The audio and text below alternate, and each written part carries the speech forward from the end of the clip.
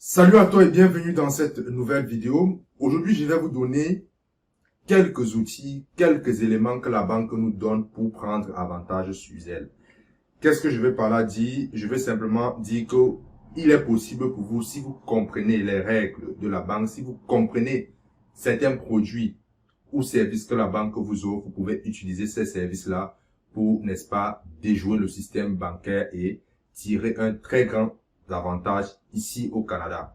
Salut à toi et bienvenue dans cette nouvelle vidéo. Je suis Arthur au Canada et sur cette chaîne YouTube, je parle d'éducation financière dans le contexte canadien. Je parle des réalités de la vie au Canada. Je parle également d'investissement immobilier. Si ce sont les thématiques qui t'intéressent, abonne-toi, active la cloche de notification pour être informé des vidéos que je publie hebdomadairement. Et comme annonce que j'ai hâte faire, j'ai créé un cours sur l'éducation financière au Canada intitulé Finance 101 dans lequel je partage toutes les informations dont tu as besoin pour parfaire ou alors pour augmenter ton intelligence financière ou comprendre simplement le système financier au Canada afin, n'est-ce pas, de prendre avantage.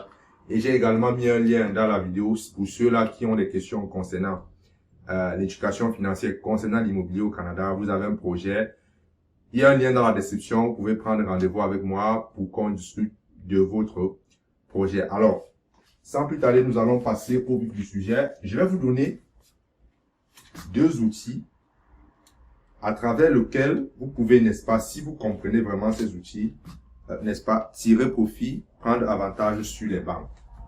Alors, le premier outil, il s'agira simplement de faire la différence entre deux outils. Il y a un qui présente des avantages, bref, les deux ont des avantages.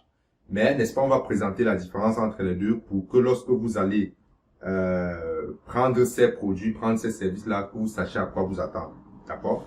Le premier outil, ce sont des lignes de crédit. Et le deuxième, ce sont des prêts. Voilà deux outils que les banques nous proposent, mais que certaines personnes utilisent ça à leur désavantage. Et d'autres, ceux qui savent comment ça fonctionne, peuvent l'utiliser à leur avantage. Alors, c'est quoi la différence? C'est quoi la différence parmi les deux? Je vais vous établir les différences parmi les deux et vous allez voir que vous pouvez utiliser ces outils pour faire plein de choses. La première différence, je vais commencer par ici. La première différence ici, les lignes de crédit, que ce soit prêt, que ce soit ligne de crédit, ce sont des prêts.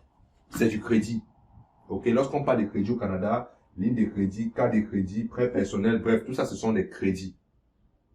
Ok, il faut que ce soit clair. Ça, c'est ce qu'on appelle un crédit revolving. Qu'est-ce que ça veut dire un crédit revolving? Comprenez bien la nuance. Or, ici, ça, c'est un crédit fermé. Ça, c'est un crédit fermé.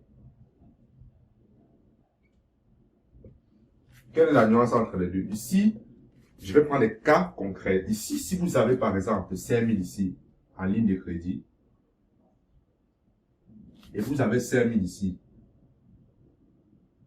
en prêt, sur les 5 000 de ligne de crédit, lorsque vous remboursez, si vous avez 5 000 et que vous utilisez par exemple 2 000 $,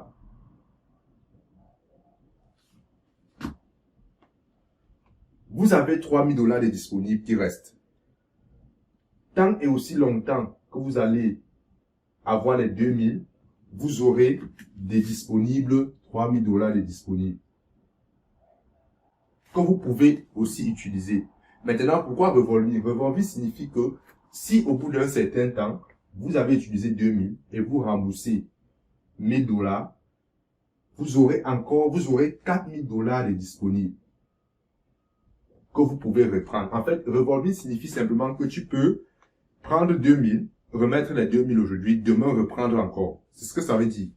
Et c'est un outil très puissant. Je prends un exemple concret. Votre maman est malade. Quelqu'un de votre famille est malade. Vous avez besoin d'argent. Vous prenez cet argent, vous prenez 3 000 $, vous envoyez. Ok, je prends un exemple extrême. Vous prenez 3 000 $, vous envoyez. Entre-temps, vous travaillez, vous remboursez 1 000 $, vous avez 4 000 $, 3 000 $ de disponibles, puisque vous avez envoyé. disponible. Il y a un problème encore, vous reprenez les 2000, vous envoyez. Ok, vous voyez, vous remboursez, vous remettez. Or, ici, dès que vous, déjà, quand on vous donne 5000, c'est terminé là. Lorsqu'on vous donne un crédit de 5000, on va vous établir des mensualités. On va par exemple dire 5000 $, vous allez rembourser par exemple 200 $ par mois. Une fois que vous avez remboursé les 200 $, c'est terminé. Vous ne pouvez plus récupérer, ça ne peut plus revenir. C'est ça la différence. Ça, c'est un crédit revolving et ça, c'est un crédit fermé. Donc, voilà quelques avantages que vous pouvez. Ça ne veut pas forcément dire que c'est mauvais. Mais ça dépend de quelle manœuvre vous voulez faire. OK? Donc, le deuxième élément, c'est les taux d'intérêt. Ici, on a des taux d'intérêt. Les taux d'intérêt ici sont des taux d'intérêt simples. Ici, ce sont des taux d'intérêt amortis. Retenez ça bien. Lorsque vous avez une ligne de crédit, le taux d'intérêt qui s'applique, c'est un taux d'intérêt simple. Or, pour les prêts, il s'agit d'un taux d'intérêt amorti. Je vais commencer par les prêts. Imaginez que vous faites un prêt de 5000 $. Vous allez voir, la banque va vous dire, je vous fais un prêt de 5000 $, disons, supposons, à 5% d'intérêt, amorti sur 7 ans.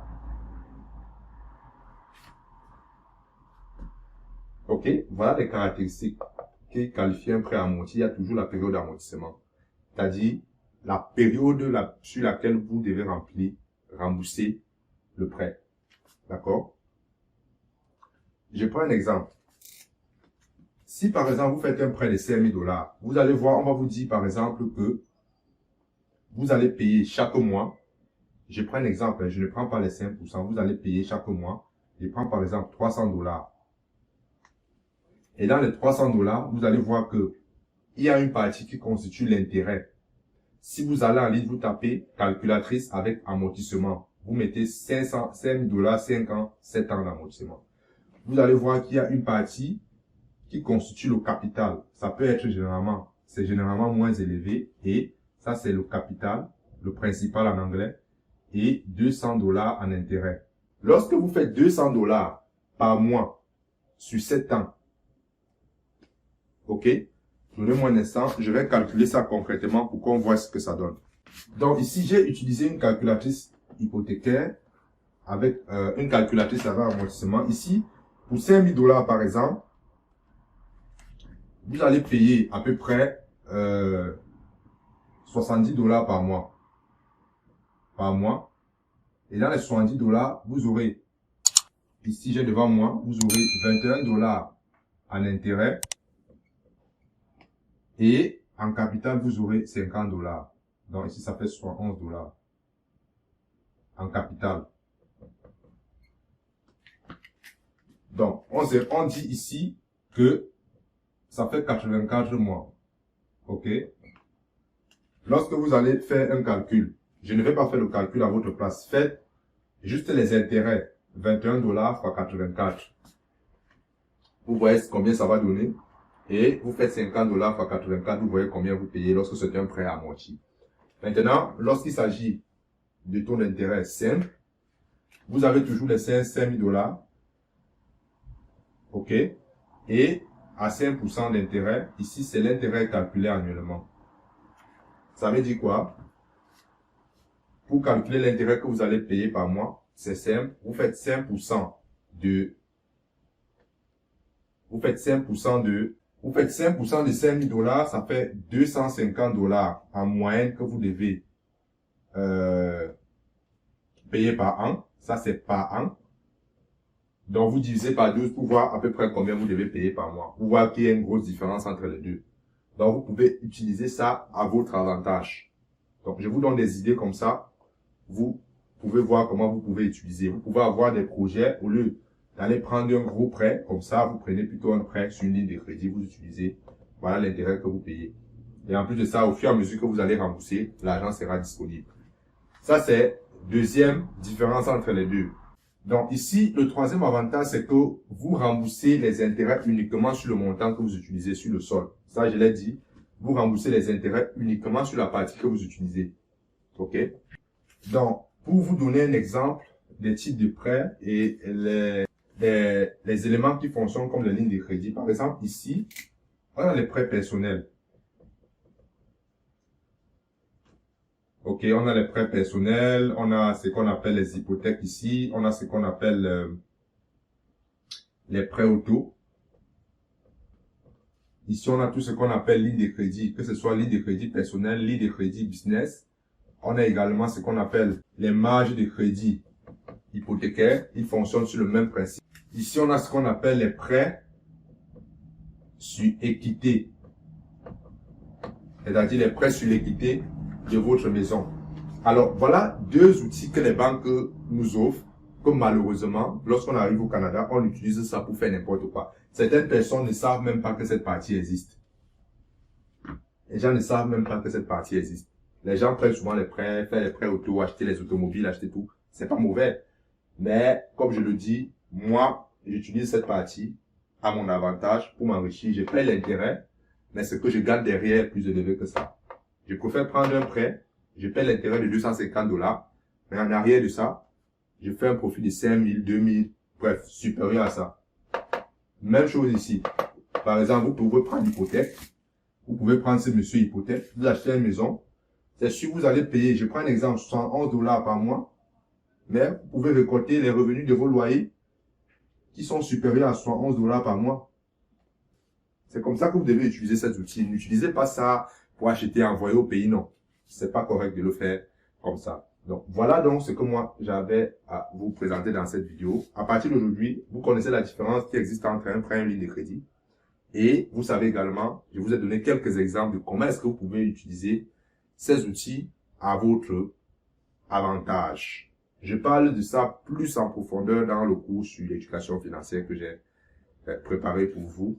Et également, si vous avez des questions, il y a le lien en dessous de la vidéo pour prendre rendez-vous. Ciao!